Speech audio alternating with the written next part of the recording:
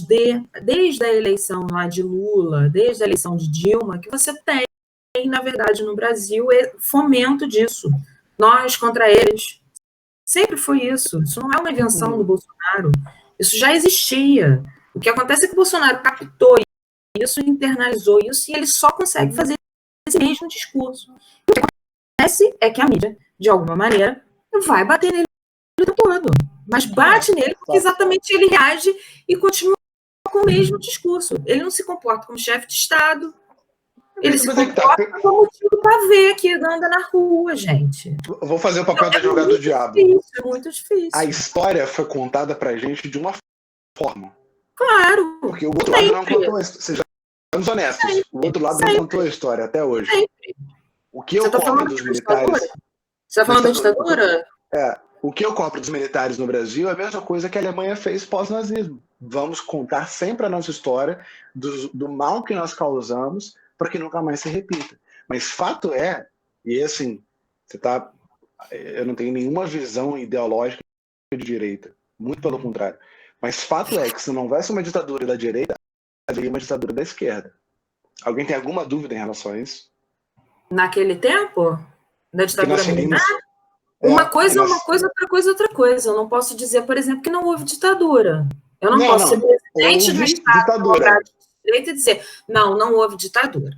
Aquilo era só um regime. Pelo amor de Deus. Houve ditadura, mas o que eu estou dizendo assim, teria acontecido uma ditadura da esquerda tanto quanto houve da direita. Esse é o ponto. Não tem como saber. Não tem. Os caras sequestraram, assaltaram um banco. Sim. A nossa ex-presidente era, os caras sequestraram o embaixador. Nossa ex-presidente empresa. Para mim, o maior mal. Para mim, o maior mal da ditadura brasileira se chama anistia. Também. O maior mal da ditadura brasileira se chamou anistia. Países que não fizeram isso, não tiveram a sua anistia, como, por exemplo, o Chile, que julgaram todo mundo que devia ter sido julgado, tem uma relação muito diferente com a ditadura do que o povo brasileiro tem. Claro, eu sei, com certeza alguém vai dizer, mas a ditadura no Chile foi muito mais violenta do que a ditadura brasileira. Ok, mas isso não significa que a ditadura brasileira não tenha existido e não significa que aqueles que fizeram aquele grande acordo quando a crise econômica ia se instalar no final da ditadura militar para que ela fosse acabada, porque a nossa ditadura acabou por conta de um grande acordo, resolveu anistiar todo mundo, o maior possível. Deviam não ter anistiado, deviam ter julgado todo mundo, porque vocês os fatos. Não adianta você fazer depois uma verdade, anos e anos depois, uma comissão da verdade que não vai ter feito algum. Portanto, uma hora, para mim, é esse. Anistia. Não devia ter anistiado. É só ponderar a verdade, né?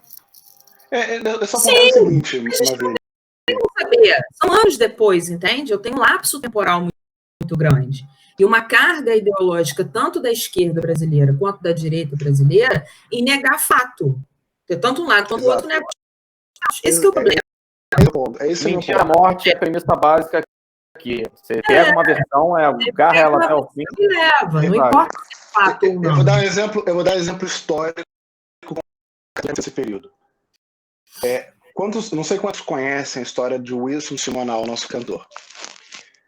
O Wilson Simonal foi tratado como o caguete do Exército, que era o grande delator, na verdade, tido como grande delator, musicalmente e socialmente por conta disso, coisa que de fato ele nunca fez, nunca delatou nenhum companheiro, nunca caguetou ninguém, mas usou o Exército de fato, porque ele tinha uma boa relação com os militares, e aí sua história conta, para dar uma surra no contador dele.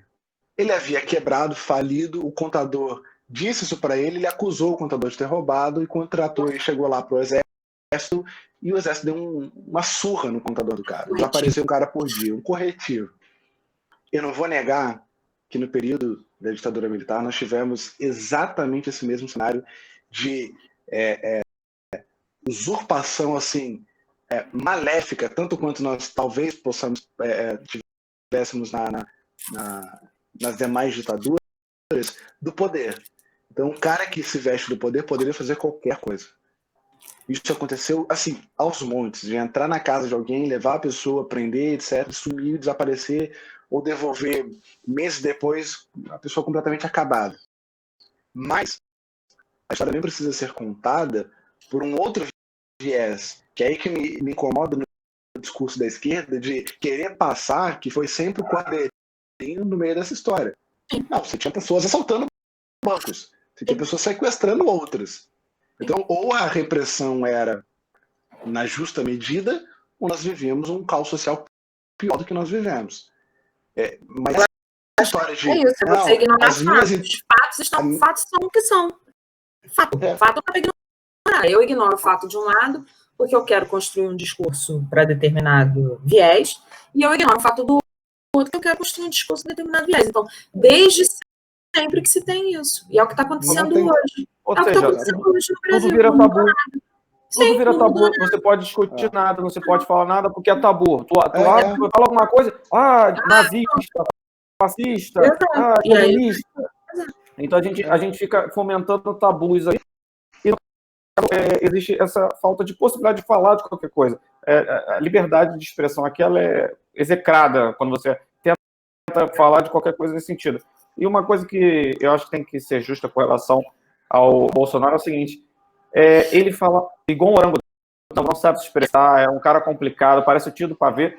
Só que é o seguinte, ele não alinha discurso, né, com o economista, ele não alinha discurso, ele alinha o discurso com o povão. O eleitorado dele.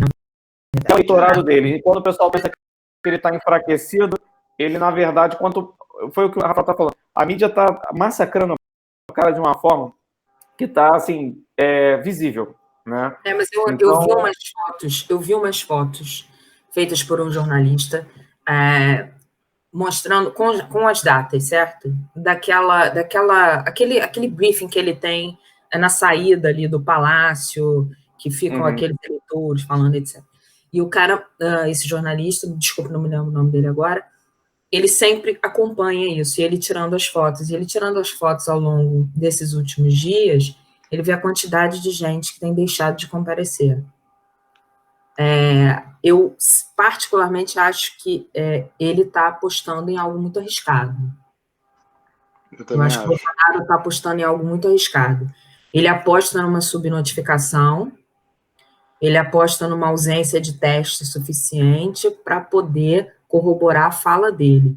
E ontem, por exemplo, eu vi hoje pela manhã eu estava ligada na CNN e vi uma informaçãozinha assim de rodapé. Testes com já até esqueci até o nome do medicamento, cloroquina. Testes com cloroquina no Brasil são interrompidos após morte de pacientes.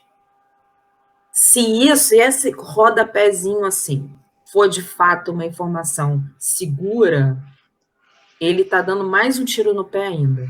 De tanto que ele... Mas sabe o que é pior? Sabe o que é pior, Maravilha? Ele, para mim, está dando uma de Dilma. E aí eu falo isso pro eleitor Bolsonaro, ele não entende. Ele está cumprindo a cartilha da Dilma. Primeiro, dialogue com o seu público, exclusivamente com o seu público. Segundo, não tome as decisões técnicas. Terceiro, perca o Congresso. Ele já perdeu. Para meu ver, ele hoje já perdeu o Congresso. Exatamente. Ele perdeu o Congresso total. Ele conseguiu. A gente tinha um cenário em que, lá no início, quando ele ganhou as eleições, eu falei: o perigo disso tudo é que o Bolsonaro não tem oposição mais.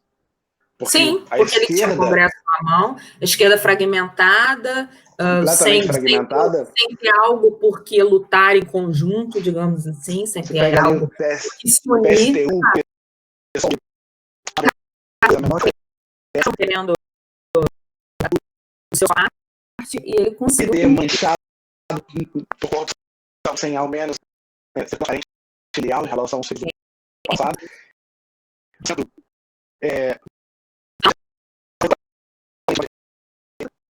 O João Dória no colo do Bolsonaro é o lado do centro brasileiro. E aí você já tem o João Dória se afastando.